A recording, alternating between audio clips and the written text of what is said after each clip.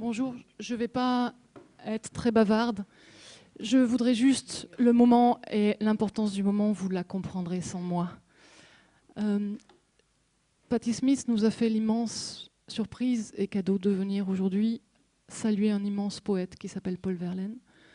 Il y a comme ça des poètes qui ont besoin de porte-voix, de gens qui fassent que tout d'un coup les projecteurs soient posés sur eux. Mons a une chance incroyable que peu de villes ont, qui est d'avoir une richesse littéraire unique. Mons n'a pas simplement connu un artiste, elle a connu des mouvements de pensée, des doutes, des révolutions, et notamment une révolution poétique. Nous avons commencé l'année avec Van Gogh, donc ça je ne vous le réexplique pas, vous le savez. Mais en matière de littérature, il y a eu tout d'abord la présence d'Émile Verhaeren, qui était ce poète flamand incroyable, qui était à l'époque le phare de la poésie européenne. Et parce qu'Émile Verhaeren avait décidé de vivre au Caillou Kibic, à quelques kilomètres de là, il y a une correspondance incroyable qui s'est créée autour de lui, avec des hommes comme Maurice Maeterlinck, comme Rainer Rilke, le grand poète autrichien, allemand, comme Stefan Zweig. Donc Mons, c'était déjà, vous avez une correspondance, vous avez des lettres entre des grands poètes et Mons, déjà à l'époque, à la fin du 19e siècle. Donc c'est déjà incroyable. Ensuite, donc on est en train de quitter le réalisme et d'entrer dans le symbolisme. Et Paul Verlaine, par le hasard de l'histoire, est arrêté, mis en prison, ici à Mons. Et il va nous permettre de connaître ce que c'est que l'enfermement, parce qu'il va écrire là-dessus. Et il ne va rien nous cacher, il va faire de sa vie le cahier brouillon de son œuvre. Et ça, c'est aussi exceptionnel. Et il bouscule la manière dont on écrit. Ensuite, nous avons le basculement du symbolisme au surréalisme. Et à Mons, il y a eu l'unique groupe surréaliste jamais créé en dehors d'une capitale, qui est le groupe surréaliste du Hainaut, qui s'appelait d'abord le groupe Rupture. 16 hommes, dont Fernand Dumont. Et Fernand Dumont, c'était un homme très beau, qui avait beaucoup de succès auprès des filles, et qui a été arrêté en 1942 parce qu'il était franc-maçon. Verlaine a été arrêté et mis en prison parce qu'il était homosexuel. Fernand Dumont parce qu'il était franc-maçon et résistant. Et il est aussi mis dans la prison de Mons. 2 poètes enfermés dans une prison. Déjà, ça, c'est assez exceptionnel pour une ville. Et Fernand Dumont va également... Maybe you can translate something. Peut-être que tu peux traduire. Non, ok. Fernand Dumont a écrit aussi dans la prison. Et il a écrit un texte incroyable en 1942 qui s'appelle « La liberté ». Au même moment, dans la même année, Paul Éluard, à des kilomètres de là, écrit un texte qui s'appelle « La liberté ». Et Dumont et Éluard s'étaient rencontrés. Dumont était allé voir Éluard comme il est allé voir André Breton. Tout ça se passe à Mons. Et donc, en l'espace de 70 années, vous avez cette histoire innommable, poétique, forte, qui se passe dans cette ville. Et Fernand Dumont, il avait une théorie que je trouve très belle. Il disait, il n'y a jamais de hasard dans la vie, il n'y a jamais que du désir. Il a écrit un texte là-dessus qui est splendide, parce qu'il était tombé amoureux d'une femme dans le tramway. Et il ne comprenait pas pourquoi il était tombé amoureux de cette femme, parce qu'il était déjà amoureux de quelqu'un. Et il a analysé ça, et il s'est dit, ok, cette femme doit rentrer dans ma vie. En fait, je désirais tomber amoureux une deuxième fois. Et donc je pense que Mons, les poètes ne naissent pas par hasard. Ils naissent d'une terre qui est déjà riche, qui a déjà quelque chose à raconter. Et c'est la force de cette ville.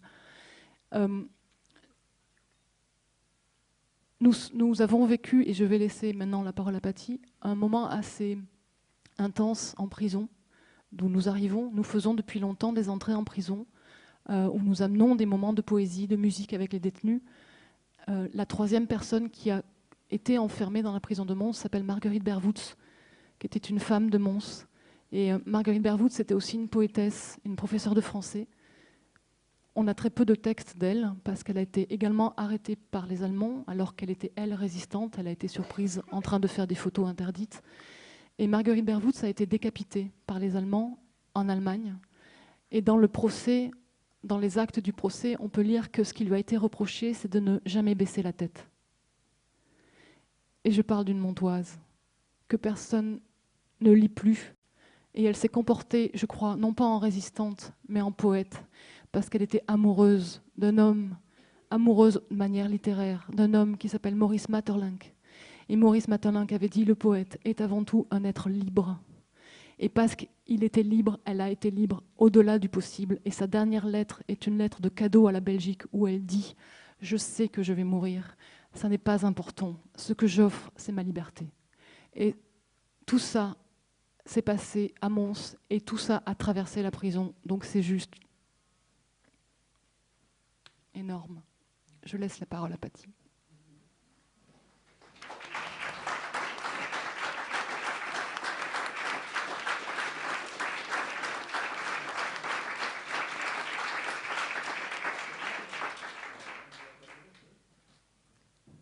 Hello. You have a very passionate champion. Vous avez une représentante vraiment très passionnée. I've learned quite a lot from her in these past 2 days, and a little something of your city, and I'm very hungry to learn more. And anyway, I am here.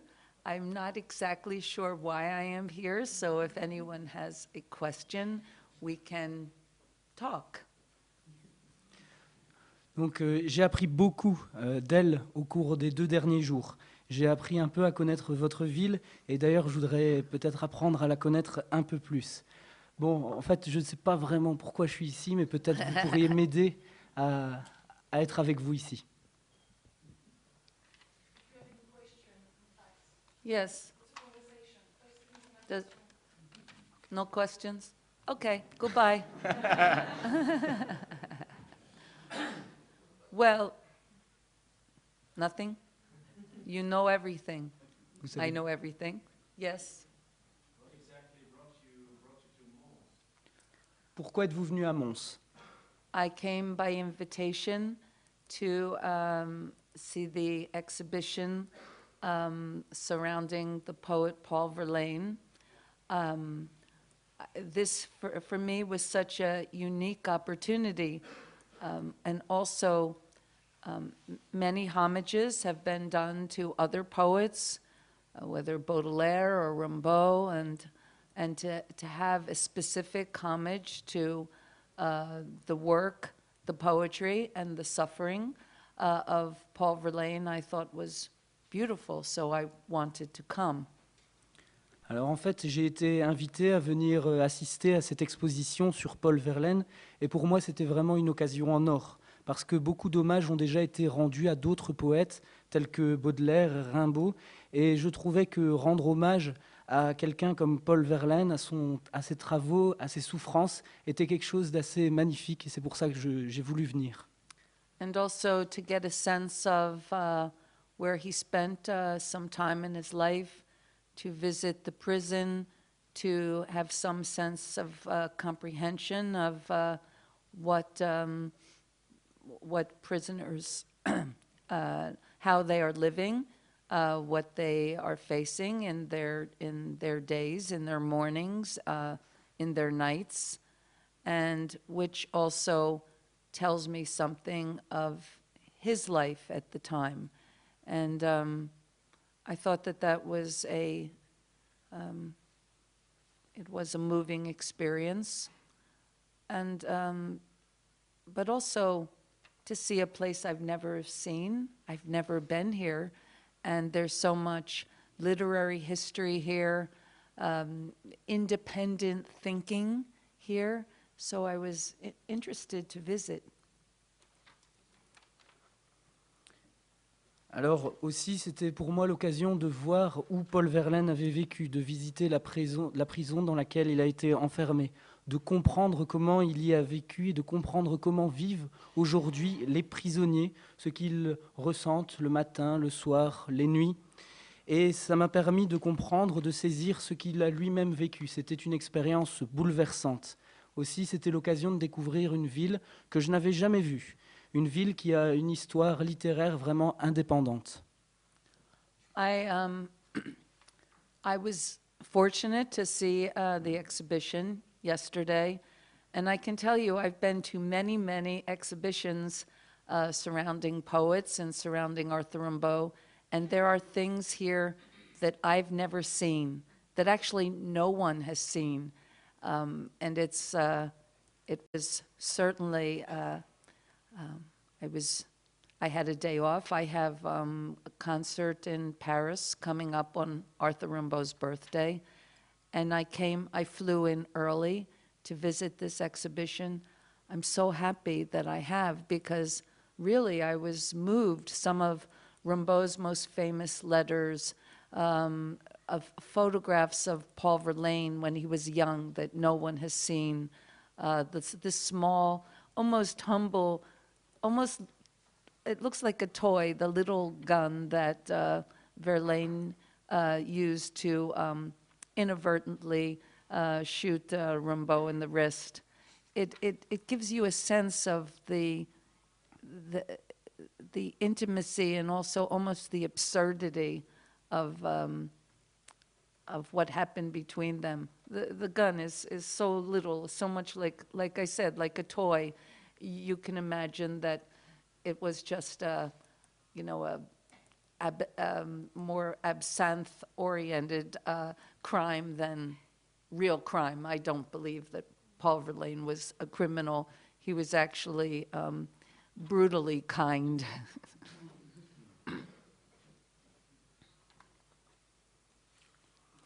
Alors hier, j'ai eu la chance de pouvoir visiter cette exposition et je vous assure que c'est vraiment une exposition qui vaut la peine, parce que j'ai déjà vu des expositions sur des poètes, sur Rimbaud, mais je n'avais jamais vu certaines choses qui sont exposées ici. D'ailleurs, personne ne les a jamais vues. Et ici, dans quelques jours, j'ai un concert à Paris sur Rimbaud et j'ai décidé de venir à l'avance pour assister à cette exposition. Et je dois dire que je ne m'en mords pas les doigts, car j'ai pu y voir des photos de Rimbaud, des photos de Verlaine dans sa jeunesse. J'ai pu voir le petit revolver qu'il a utilisé pour tirer sur Rimbaud, qui ressemble pratiquement à un jouet, c'est si petit.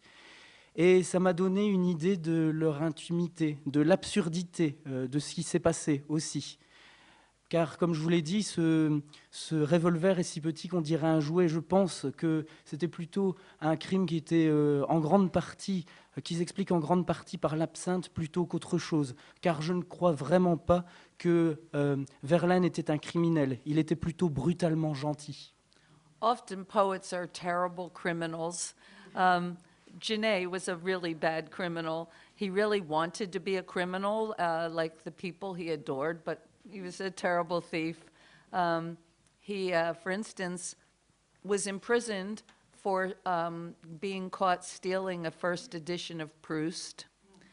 Then he was imprisoned for stealing very nice cloth so he could make custom-made shirts. And not a very good thief, but a beautiful poet. Anyway, it's just a thought. Alors souvent, parfois même, plutôt, certains poètes sont des criminels. C'était le cas de Genet, qui voulait ressembler à certains criminels. Et pour ça, il s'est inventé voleur. Et il a par exemple été emprisonné pour avoir volé une des premières éditions d'un ouvrage de Proust. Il a également volé des tissus, de nobles tissus, pour se confectionner lui-même des vêtements. Donc il n'était pas vraiment très bon voleur, mais il était bon poète. Yes, right here. Yeah. Okay, anyone? Des questions, n'hésitez pas. Okay, all right. Je pense savoir que vous êtes venu il y a longtemps sur une trace de Rimbaud à Charleville-Mézières. Vous êtes aujourd'hui, beaucoup d'années plus tard, sur les traces de Verlaine. Qu'est-ce que ce poème vous a marqué dans votre vie? So you came, Talk louder. Okay. So I'm given to understand that you came to Charleville-Mézières to see Rimbaud, and so now you come to Mons to see Verlaine. Why? Well, it's you know, I have cousins that I don't even know. They're not that interesting. They're my blood, people of my blood, but I haven't really visited them because we have nothing in common except blood. And but I have no problem visiting someone that I feel a kinship with. And when I was young, I felt more kinship with Arthur Rimbaud than I did with some members of my family. So I wanted to visit where he came from. I wanted to sense where he walked, what inspired him, what reviled him. It's just a way of getting to know someone that you'll never know. I mean, I can't really say why, except for me, it magnifies life. It makes it more interesting. And and also to have a deeper understanding of an artist's work. It's important to know where he came from. Actually, not because he loved, Rimbaud hated Charleville. So good, I wanted to know what he hated, what drove him, and here, Verlaine spent 2 years of his life here. One can only imagine his internal world, the sorrow, the remorse, the suffering, the illumination. So all of that is in the air. Verlaine's energy, all people's energy is in the air. I feel that this is an interesting and special place because a lot of poetry and a lot of revolutionary thinking came from this area. Sorry to ramble, excuse me, jet-lagged. Alors en fait, j'ai des cousins que je ne connais pas. Ce sont des personnes dont le même sang que le mien coule dans les veines, mais je ne les connais pas. Je ne leur ai jamais rendu visite parce que ce sont des gens qui ne m'intéressent pas. Par contre, je trouve intéressant de visiter l'endroit dont provient Rimbaud, parce que je me sens proche de lui. Jeune, je me sentais proche et c'est pourquoi j'ai voulu voir où il vivait, d'où il tirait son inspiration. C'était pour moi une manière de le connaître, de connaître quelqu'un que je ne pourrais après tout jamais connaître. Pour moi, ça rend la vie plus intéressante et ça me permet également de mieux connaître et de comprendre l'œuvre d'un artiste. Pour ce faire, il est important de connaître son origine. Rimbaud détestait Charleville et c'était bon de s'y rendre pour comprendre pourquoi il la détestait. Verlaine, quant à lui, a passé ici 2 années de sa vie. Et on ne peut qu'imaginer la tristesse, les remords et l'inspiration dont il était contrit. Tout ça se retrouve dans l'air, ici, dans l'air que nous respirons et qui est teinté de l'inspiration d'autres personnes également. Toute cette énergie de Verlaine se trouve ici, dans un endroit indépendant qui a eu beaucoup d'influence. And sometimes we want a place to magnify our imagination or our thoughts. For instance, God is everywhere.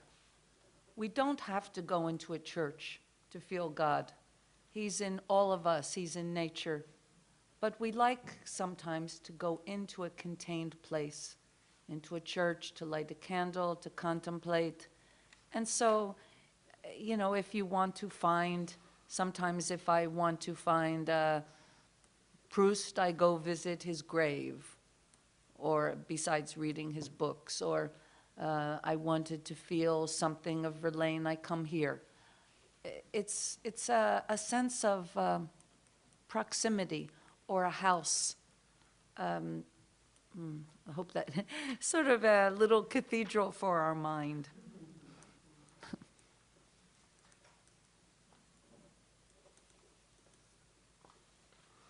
Alors parfois, on veut se trouver dans un endroit pour, si vous voulez, démultiplier notre inspiration. Un exemple, Dieu est partout, il se trouve partout dans la nature. Il n'a pas besoin d'aller dans une église pour le rencontrer. Mais parfois, on aime se rendre dans une église pour brûler un cierge, pour s'en rapprocher.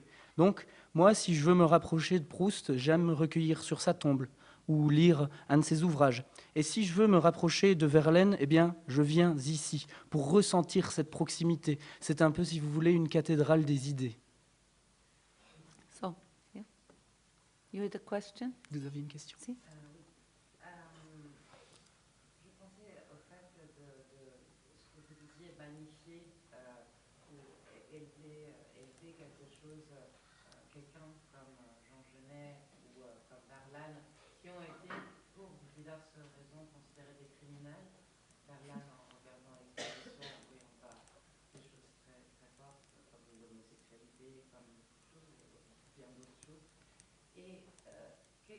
qui vous intéresse et vous attire autant dans le fait, justement, de vouloir, de ces poètes qui ont réussi et qui ont voulu magnifier quelque chose qui a été assez terrible dans leur vie en art.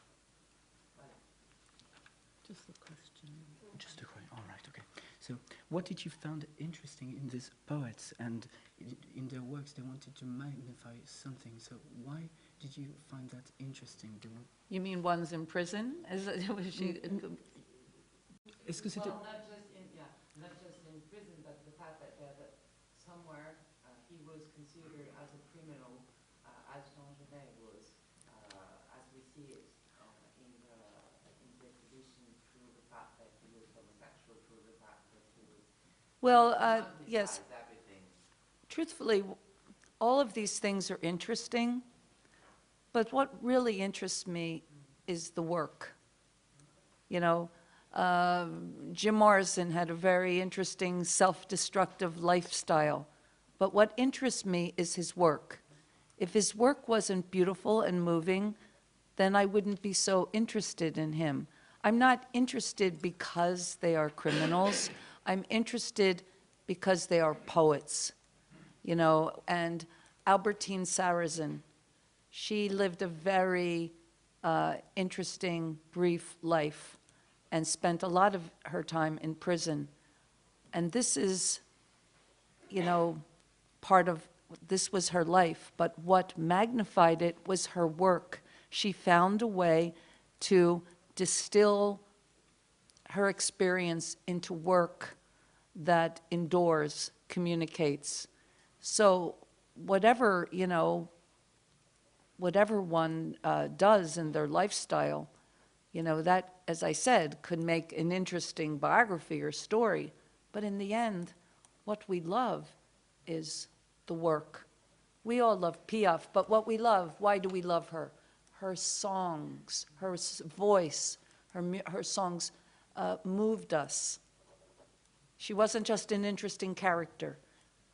Her voice is what moved us. Her songs are what endure. I hope that makes sense.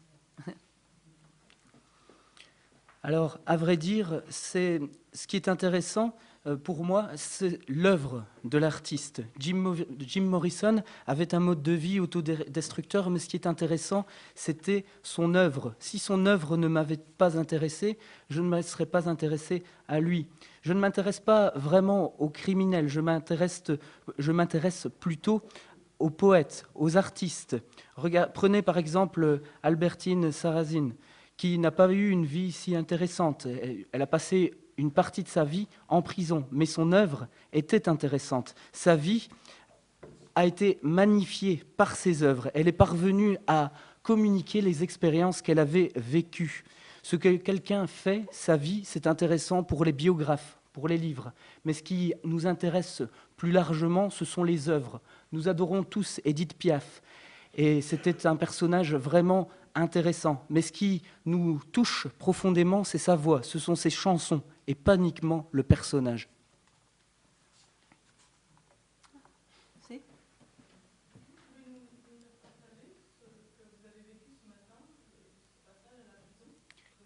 Can you share with us what you lived this morning when you went to the prison in Mons? Well, I had many thoughts because what I was thinking about, seeing the solitary cells, the very small area where they can be outside for a little bit, the small rooms where two people stay, the showers that are very, some of them very, how can I say it? They have the lingering scent of a difficult life. But I kept thinking of various things, how a monk a solitary writer, a prisoner, the people, the prison workers, they are all confined. And some are confined because they've done wrong things. Some are confined because they have a calling to be confined. And some it is their job. But they are all living in these very simple, and I would say there's not a shred of special comfort, not a thing. There's nothing in the prison that speaks of special treatment, nothing. And, but also nothing for the guards.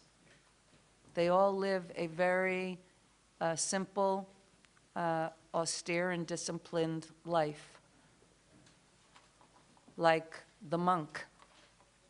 And I was thinking that hopefully in this environment, they can find in contemplation or discovering layers of themselves, reconnect with their humanity. And I think that it wouldn't hurt to give them just a little more. You know, give them just a little, you know, some more showers, a little, a nice space for them to see their loved ones. Because it's important that prisoners maintain their humanity. They have to, of course, people have to pay the price for what they have done. But if they don't have a sense of their humanity, they will never truly comprehend the gravity of the crimes they've committed. It's important because in reconnecting with one's humanity, you're going to feel the depth of your actions, the true depth. And when you feel the true depth, then you're able to feel remorse and love for oneself and for others.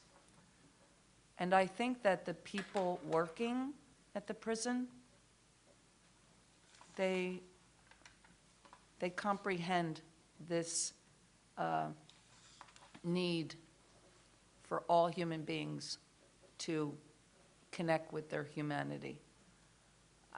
I felt oddly comfortable there. I have to think about this. I think it's because as a writer, I'm a singer, yes, I work with the public, but also I'm more a writer than a singer, and I spend a lot of time in a small room alone, writing, thinking. I'm also a widow, so I spend a lot of time alone. And there was something about the inherent solitude of the prison that I connected with. In any event, that's some of my impressions. Sorry to have talked long. Poor you. Alors, pendant cette visite, beaucoup de pensées m'ont traversé l'esprit. J'ai vu les cellules solitaires, la zone à l'extérieur où ils peuvent aller prendre un peu l'air, très petite cette zone. Des petites cellules où 2 personnes sont emprisonnées, les douches, avec, comment expliquer ce que j'ai ressenti, avec une odeur persistante qui témoigne d'une vie difficile, dirons-nous. Mais j'ai aussi pensé à d'autres choses. Je me suis demandé comment un moine, un écrivain solitaire et ses travailleurs sont tous finalement confinés dans le même endroit. Certains sont là car ils ont commis de mauvais actes. Certains y sont par appel et d'autres tout simplement pour faire leur travail. mais ils vivent, ils cohabitent tous dans un environnement simple. Et on ne peut pas vraiment dire qu'ils vivent dans le confort. Rien ne peut laisser imaginer qu'ils bénéficient d'un traitement de faveur.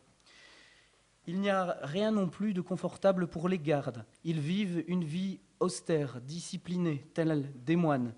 Et j'espère que dans cet environnement, ils peuvent redécouvrir, se rapprocher de leur humanité. Et d'après moi, ça ne ferait pas de mal de leur permettre de vivre dans un environnement un peu plus agréable. Par exemple, tout simplement avec des douches un peu de meilleure qualité, avec des espaces un peu plus grands pour voir les êtres qui leur sont chers. Car il importe que ces gens gardent leur humanité. Certes, ils doivent payer le prix de leurs actes, mais si vous ne leur permettez pas de redécouvrir leur humanité, ils ne comprendront jamais pourquoi ils ont commis ces crimes.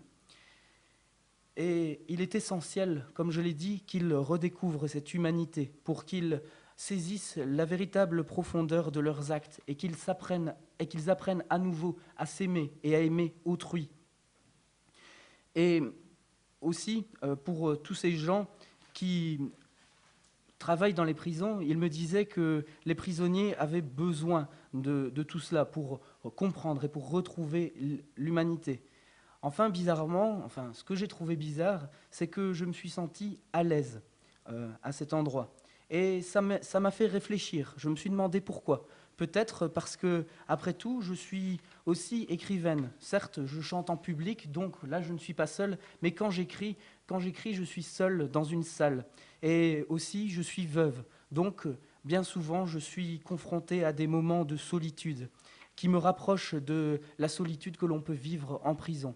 Voilà mes quelques impressions à cet égard. I want to say one thing. I'm an outsider, so it's not really my place to say anything. But since I'm here, I think it would be a good thing in the prison to have a program to teach. Many of the inmates do not know how to read or write. And I think that in order for people to, comprehend society, they have to have at least the minimal education, And I think that it would be good for all of society and good for the city to have this one progressive move, is to teach them to read and write. Because no one should be the age to be in prison and not know how to read or write. It means that they have been failed all through their childhood, all through their young adulthood. So I'm not saying it should be given as a gift, but a simple right for every human to be able to read and write. And I think that that would not be so costly, that the government could perhaps find it, in their coffers to get some teachers to teach these people. That's my private thought. So it's not even a criticism. It's just what I think. I've seen it in other prisons. I've worked in many prisons, and a small educational program is a good thing for everyone. Because if some of these people, some of the inmates, once they leave, if they re-enter society and they still can't read or write, there isn't much it's going to be difficult for them to contribute and integrate back into society. Anyway. Alors je voudrais à présent ajouter un petit élément. Et même si je ne suis pas d'ici, donc j'ai pas vraiment, on ne peut pas dire que j'ai la voix au chapitre, je vous ai en face de moi, donc je profite de l'occasion. Selon moi, ce serait une bonne chose que les prisonniers puissent disposer de programmes leur enseignant la lecture et l'écriture. Je pense que pour beaucoup, ce serait utile pour comprendre la société. Et il faut pour ce faire que ces gens disposent d'une éducation, même si celle-ci est la plus rudimentaire. Il faut qu'ils en disposent. Je crois que ce serait une bonne chose non seulement pour la société de manière générale, mais aussi pour la ville. Ce serait véritablement un mouvement positif que de leur apprendre à lire et à écrire. Car, après tout, il est difficile de voir quelqu'un se retrouver en prison alors que cette personne n'est même pas capable de lire ou d'écrire. Ça veut dire que dans sa vie, il y a eu quelque chose qui n'a pas véritablement tourné rond, une enfance ou une adolescence difficile. Et à mon sens, lire et écrire sont des droits humains. Et après tout, ce n'est peut-être pas si cher, peut-être que le gouvernement pourrait trouver quelques deniers par-ci par-là pour financer de tels programmes. Voilà, c'est mon opinion, ce n'est pas du tout une critique, mais c'est l'opinion de quelqu'un qui a visité de nombreuses prisons, qui a travaillé dans des prisons, et je pense que des programmes de la sorte peuvent être utiles. Car, après tout, si ces gens, après avoir purgé leur peine, sortent de prison, s'ils ne savent pas lire ou écrire, ils éprouveront beaucoup de difficultés à se réinsérer dans la société. Any? I understand. I can understand French. I just can't speak it. It's terrible. No, terrible. No, no, no, no, no, no. With my no, believe me, I have tried. With my South Jersey accent, I have a terrible accent. Even in America, they don't like it. When I speak French, like if I'm in Paris, I order something in French. They go, oh no, no, English, please, please. Donc, mon français, malheureusement, n'est pas encore à la hauteur. Je le comprends, mais j'éprouve des difficultés à le parler. Et en plus, avec mon accent du sud de Jersey, si je commande quelque chose à Paris, par exemple, on me dit non, s'il vous plaît, parlez en anglais, ce sera plus facile. Is there any other question?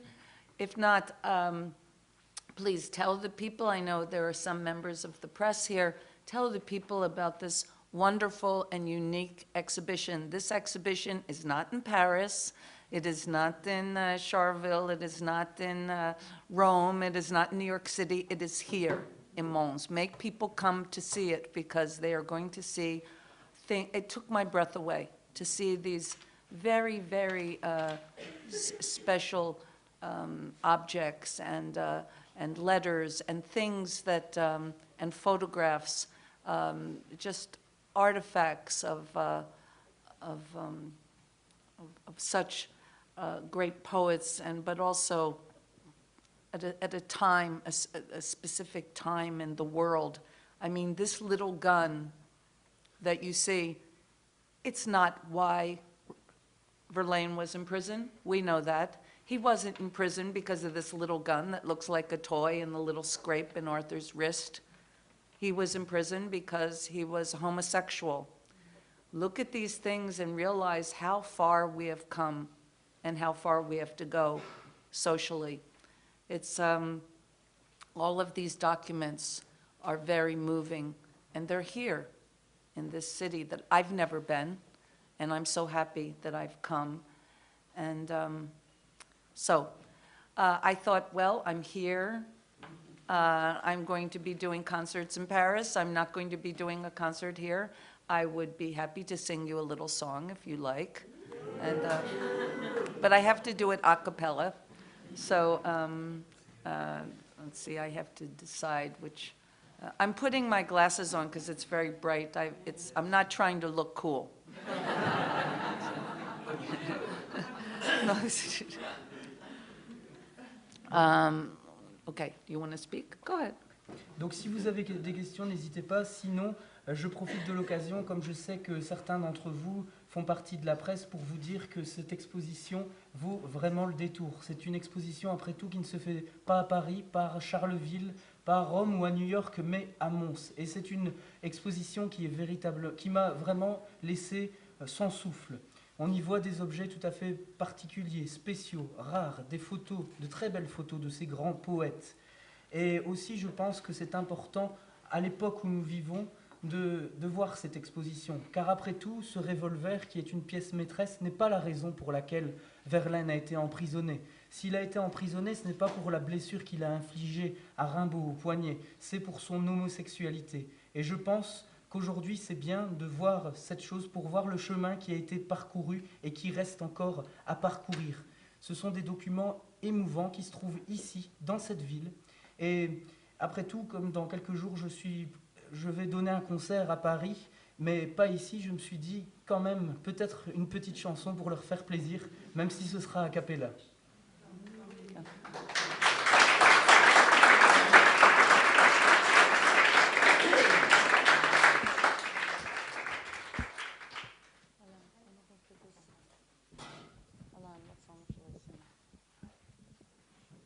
I can't. I'll just do because. Okay. Okay. All right. Well, okay. Is that fine? Is that working? Okay. Fine. Okay. All right. I don't sing with sunglasses on, so I have to take them off. I don't know if I've ever sang with. Yeah, I have a few times. Yeah, I have, when it's very bright. But as it not indoors, I don't think. I'll just try. Okay. All right. Let's try. All right, and you're invited to sing along, please. Provide some energy or.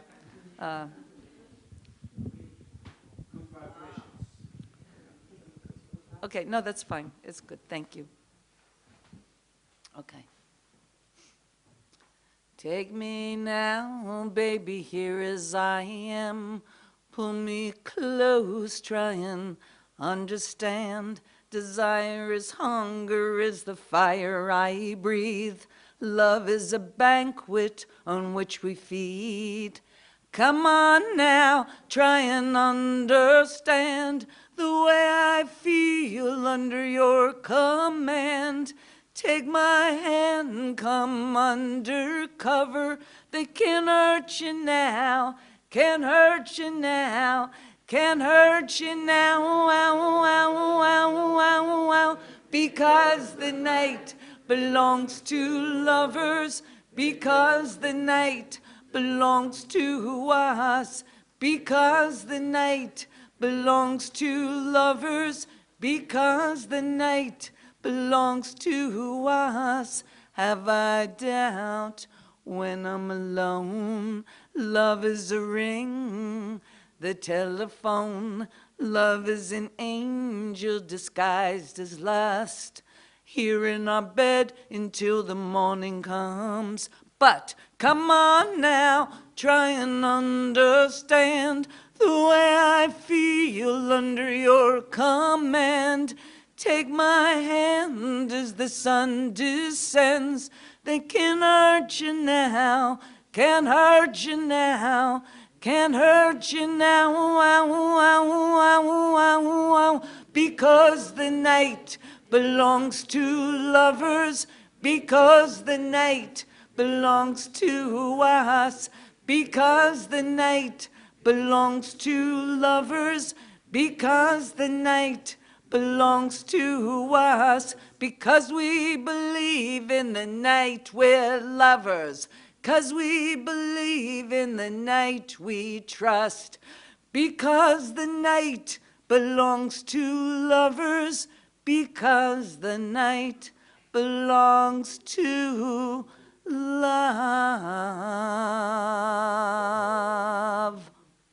Thank you. Thank you. Thank you.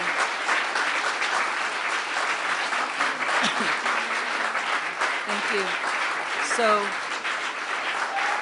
thank you. Oh, it's okay. Thank you. Thank you. Thanks a lot. I just wanted to, again, Listen to your champion. She is Mons' greatest ally, and really, in regards to my visit to the prison, one thing that constantly occurs to me is that a prisoner has the most precious thing taken from him because of his deeds, and that's his freedom. But we are not, it is not the best thing to strip our prisoners of their humanity. If we want to strip them of all their humanity, then we should just shoot them. We don't want to do that. Try to learn about what is happening at the prison and what even small things can be done to help them rebuild, to reconnect with themselves, with society, and give them even some small measure of hope. Part of our job is to help one another and not shun one another. So all the visits I had here were precious.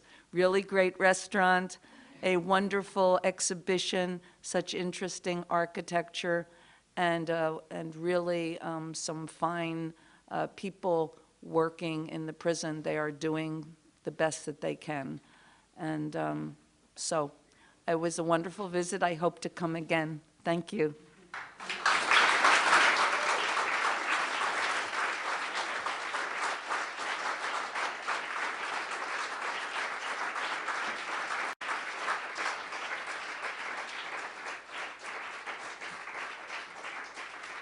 Donc avant de céder la parole à la meilleure représentante de Mons, je voudrais vous dire que qu'une chose m'est venue à l'esprit pendant cette visite de la prison, car on retire aux prisonniers l'une des choses les plus précieuses qui leur appartient, à savoir la liberté. Et après tout, si l'on voudrait les priver de toute leur humanité, alors autant les abattre directement. Mais au lieu de cela, apprenons à leur laisser cette humanité, apprenons à les aider à se retrouver, à se réinsérer dans la société, à leur rendre espoir. Après tout, nous devons nous aider et non nous éviter.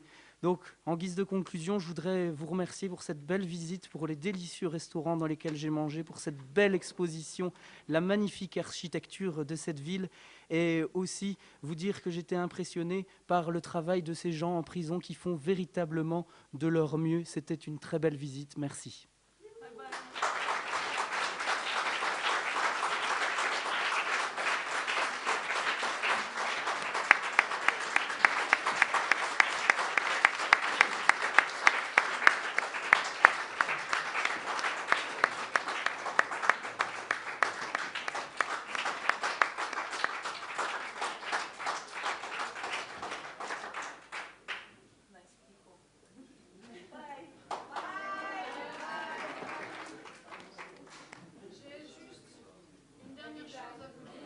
Il y a quelque chose que Patti ne vous a pas dit, que je vais vous dire maintenant. D'abord, je la laisse partir. Ah pardon, je dois parler au micro. Mais c'est pas très important. C'est pas grave si c'est pas enregistré. Déjà, oui, pardon. Excusez-moi. Déjà, on peut pas raconter ce qu'elle a fait en prison, mais il faut imaginer qu'il y a 10 hommes et 10 femmes qui viennent régulièrement à des rencontres et qui donc étaient là parce qu'on leur dit à chaque fois on fait un petit moment de poésie avec vous. Et quand elle est arrivée, comme elle est là, il y en a juste un qui a dit « C'est Patti Smith ». Et elle n'a rien dit du tout. Et puis elle a juste ouvert une discussion avec eux en disant « de quoi vous voulez qu'on parle ?» Et les détenus ont posé la question de l'âme, de l'énergie qu'on a, etc. Et ils ont échangé sur cette question de où est l'âme, où est la force, où est la liberté. Et c'était vraiment un très très bon moment entre eux. Et ce qu'elle vient de faire a cappella, elle l'a fait avec eux. Et ce qui est incroyable, c'est que les détenus, et les femmes notamment, ont reconnu la chanson, réalisant que c'était elle. Et c'était j'en ai des frissons, vous en parlez, parce que C'était... Je ne peux pas vous dire parce que c'est important que l'on pense que la poésie est la seule réponse que l'on peut donner au siècle qu'on est en train de vivre, à l'époque qu'on est en train de vivre. Et donc, Patti a décidé d'offrir à la prison un poème inédit. Et elle a écrit, en sortant sur le mur de la prison, 98 phrases d'un poème inédit. Si vous y allez, sachez qu'elle a écrit rue des Barbelés et que c'est exactement l'opposé de l'entrée principale où est entrée Verlaine. On a choisi ce mur pour son nom et aussi pour ce qu'il symbolise et aussi parce qu'on voulait qu'on puisse voir cette poésie sans déranger la vie quotidienne de la prison. Et donc, on s'est dit, ok, il y a des gens qui vont venir voir, il ne faut pas embêter les familles qui viennent visiter, etc. Et on a posé à l'entrée, il y a quelque temps déjà, on a posé à l'entrée de la prison une fresque qui dit simplement, dans cette prison, il y a eu Paul Verlaine, il y a eu Fernand Dumont, il y a eu Marguerite Bervoets et plein d'autres poètes dont on ne connaît pas le nom. Et aujourd'hui, il y a des scènes incroyables avec des familles, des femmes qui sortent et qui disent à leurs enfants, Marguerite en était témoin, et il y en a plein d'autres qui disent, regarde, ici, là où il y a papa, il y avait un poète. Et ça, c'est juste incroyable à voir, parce que c'est un monde qui s'ouvre. Je ne vais pas vous en parler plus. Sachez que si vous voulez aller voir, c'est rue des Barbelés, c'est sur... quand vous descendez la rue de Nimy, vous arrivez devant la prison, et la prison, c'est toujours le seul endroit qu'on ne voit jamais dans une ville. Vous demandez aux gens où la prison, elle est dans leur dos, ils disent « je ne sais pas », parce qu'on ne veut pas le voir. Et si on oublie de continuer à faire du lien entre l'intérieur et l'extérieur, c'est toute notre société qui va exploser, parce que ce qu'eux vivent dedans, on le vit dehors. Voilà, donc ça, c'est son cadeau à elle, à la prison, et vous pouvez aller voir. Merci.